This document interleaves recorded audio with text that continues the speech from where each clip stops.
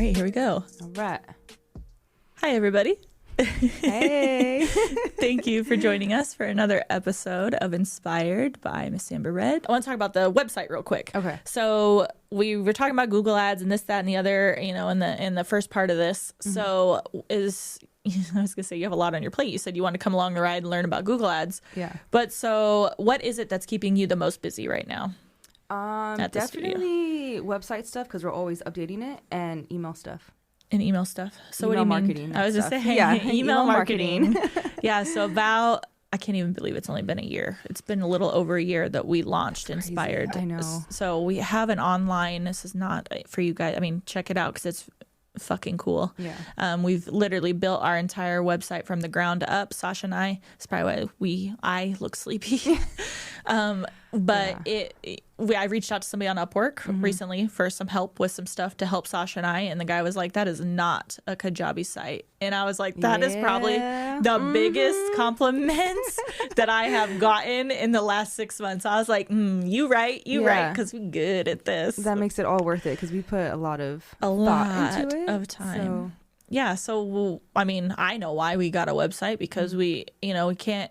My hands, I'm getting old. Like, you got to have some stuff online that's bringing you in money and stuff too. So even if it's not a lot all the time, like here and there, like, $500 is cool. Yep. It's like a cool little surprise. Yeah. So you said email marketing. Is there anything as far as like that goes that like maybe we just tell them some like quick tips and tricks on like, Where do you even start with something like that? Well, first you got to figure out how to build a list, right? Yeah. So they got to build a list. So guys, if you're trying to move into the online world, I would say the first thing that's important is you have to have a presence because people have to know who you are. So you need to start talking, using your social media platforms to be seen, to be the expert. I hate that word. I don't know why. And then you need to build a list, create some freebies that people are going to like. Good luck figuring that out because it's constantly changing. And we recently just found out that probably 3 or 4 really good freebies felt good to us. That's lasted us about a year, and now I need some new freebies because now those ones are kind of, we're still getting signups for them, but not like we were. Yeah. They were massive, which first freebies, and they were really successful. So we're doing something right. We got brains. And it also helped that you do have a presence online, so that helps a little bit. You want to I think have both. Yeah. Because you need, again, show your face, do all that stuff as we talked about in the first episode.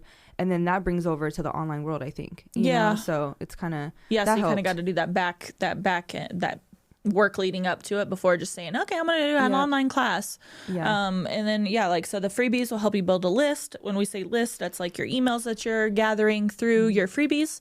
And that's helping you basically figure out what people are wanting from you, like what they want to learn from you.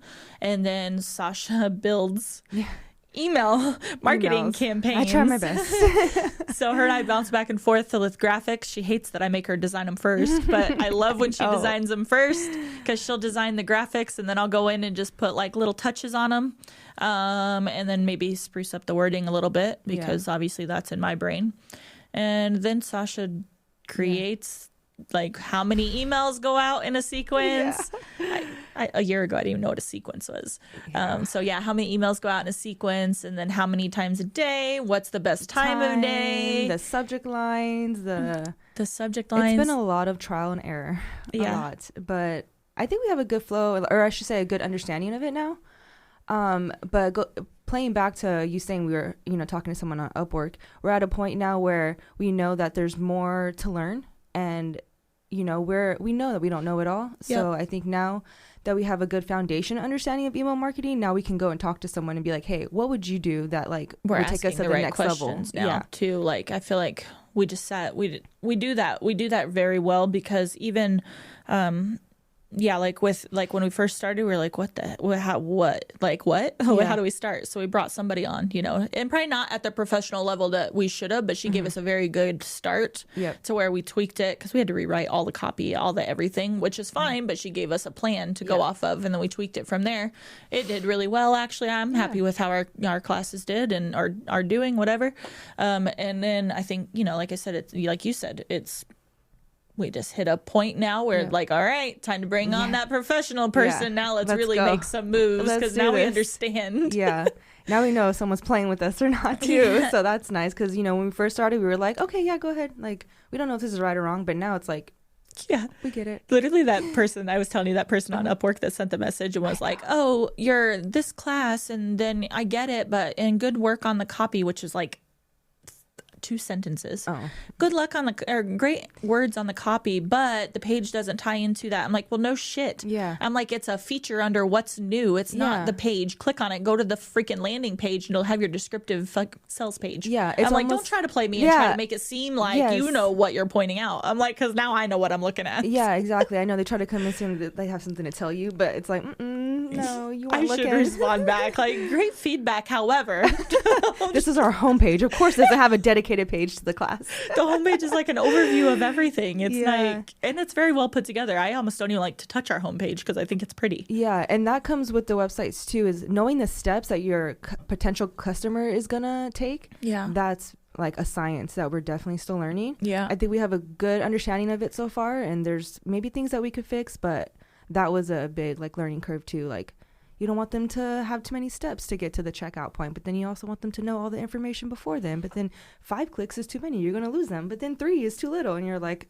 and the colors, your color, like, what the hell? Like, you want me to put a yellow buy now button on my pretty black, red, and gold? Like, wait, I can't do that. Like, but you know what I mean? They're always like, this color, you have to do that, and they have to do this. I'm like, okay, I get it to a certain extent. And then same with the salesy. Like, I'm not overly salesy. Like, I know, like, even people probably appreciate that about the podcast, because I'm just like, I'm not an in-your-face salesperson. I'm not. You got the wrong person. I know I need to be a little more pushy. I do know that. I know like that you should be more, you know, you're not doing this and I can get you these results. I get it. But like, I'm not that personality. So it's going to take me time to develop into that.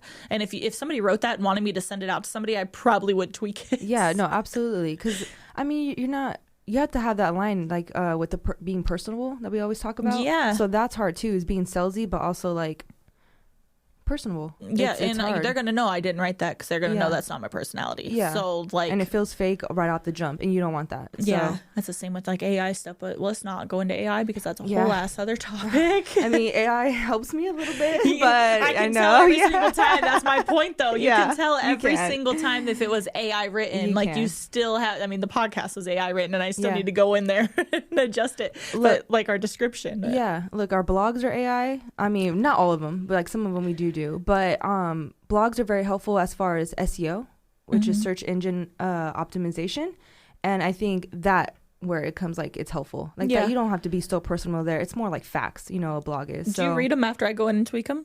No. Because you do those blogs, and sometimes I'm like, Sasha, what the hell? Yeah, no, I know. And then I'm like, delete, and I'm like, let me reword that how this should sound from a human. Yeah, no, because I'm like, and then too, you have to go in and tweak it, because you know, you're a permanent makeup site. I don't know what's wrong. You should hear some of the times that AI is talking. Oh gosh. Micropigmentation in the skin is the first. I'm like, what is she saying? Like, you are not, like, that is not how we would describe that to somebody. I know. There's a topic I did with like lip shading and lip blushing. I'm like, I just know this is not how Amber does it. I'm not even going to tell her to look at it. This is not worth it. Oh my gosh. I could pick up like that. But yeah, as far as you like fine tuning it, that needs some love for sure. So not to cut this short, but I want you right now to give us 5 most important things, and then we'll go into detail on this in a later episode, but 5 most important things you think somebody needs to consider or do or whatever before diving into the online world. Or like trying to build, like, basically what we've done, how we've created like the website and have, you know, working our way into maybe a store and doing products and selling classes. And what is like 5 really good things that you've learned over the last year? Well, I think one, you really need to find the platform that's ideal for you for what you're going to do on your website. That's really good. You know, because we love Kajabi so far. There's some things that we need to work around. We find like loopholes on it, but I think for the most part, Kajabi has a really good foundation. But I mean, like, if you're not selling courses and stuff, you may not need to do Kajabi. You may want to go on WordPress. You know, so there's like many platforms, and doing the research of what works for your business, I think, is really important. to kind of fall back into our. I didn't do that. Yeah. I was gonna ask you, how did you find Kajabi? I knew it did courses. Oh, okay. And then I kind of was keeping an eye out on what I thought other people were doing and just the style that I liked. And then I figured out what that site was built on. I really enjoy it. I mean, I know there's some things that annoy us, but I figure it out. Same. I like that. Yeah. And it's easy to customize in a sense. Yeah. And easy that for us to have control over it is what I like. Yeah. And not having, like, because WordPress, they do have plugins and things like that, but it's more like code savvy. So it's easy. If you're not a coder, Kajabi's great. So, and they have all the templates. So I really enjoy Kajabi. A second one, I think, to get started on the online world would be have a social media presence. You can't just be a ghost online, unfortunately, anymore. Unfortunately. I know people don't want to do it. They don't want to show their face. It sucks. It's annoying. Yeah. You're not in the mood for it half the time, but it does play a big part of why we get traffic to our website. A third one would be, I think is really important, is to make sure you have your look, because you'll probably spend a lot of time designing and figuring out when really you need your colors, you need your fonts, you need everything, your elements that are going to put it together. So then when you get to your website, it's much easier to have a full, for it to be fully thought out. A fourth one, I feel like I hit the main three. What would you feel like is really important before starting? Oh my God.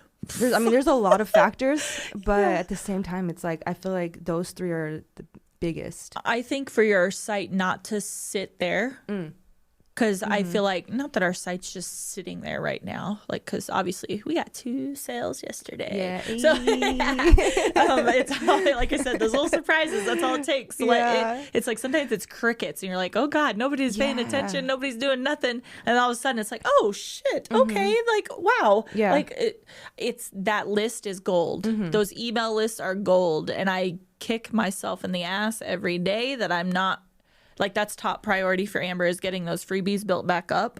So that's really exciting for you guys. There's more freebies on their way. Yeah. Actually, some really good ones, some really, really good ones. But yeah, building your email list is like, key. So key. Yeah. So but that ties into, because how do you get emails, right? But it's social media. Yeah, social media and the freebies. Yeah. So investing time into that. And then lastly, well, another thing that we do that's not social media, we do conventions. So that's really good. Like, so we get people's like emails there. Yeah. So that's another like very organic way to do it. They get to see your face and then you get their info. Yep. So. And if you ever do a convention, so we've got booths at how many? Did we just 2? We've had 2. 1 expo, one like 3, conference, and then one I spoke at. So okay. If you have a booth, make sure, because I don't think we did at our first one. Oh no, we did. The Clovis one. When have a sign up sheet and give away something for free, because then people interested, they're going to be very targeted. Sasha does all, like, she segments these people, so we know like what they're interested in. So which I don't know how she does that, but so when you go to send emails, it's basically more targeted, so you already know that person's interested in eyeliner or that person's interested in lips. So that's really helpful. But having a sign up list at your booth, if you go somewhere like that, and seems basic, but make sure you have cards too, right? Yeah. When you're out walking, like, even for we're running out of time, you guys. Okay, sorry. we could talk about this part 3 coming in. So they're like, Amber, you didn't finish your sentence. Yeah. Well, you got me flowing too. Now I got ideas in my head. Okay, so there's gonna be a part 3. So come back. Yeah. So this is definitely gonna have a part 3, and maybe we'll just make it one of our longer ones. Okay. Because I think we could talk about this for a really long time, and I think it's gonna be very helpful to everybody. So yeah. You guys, thank you so much for joining Sasha and I today in this like social media online world chat. We are definitely going to come back and talk to you guys some more about this. But for now, we're going to end it here because we're running out of time and we got some other guests we want to meet. So thank you guys. And don't forget to like, comment, share, and subscribe. Bye, guys. Bye.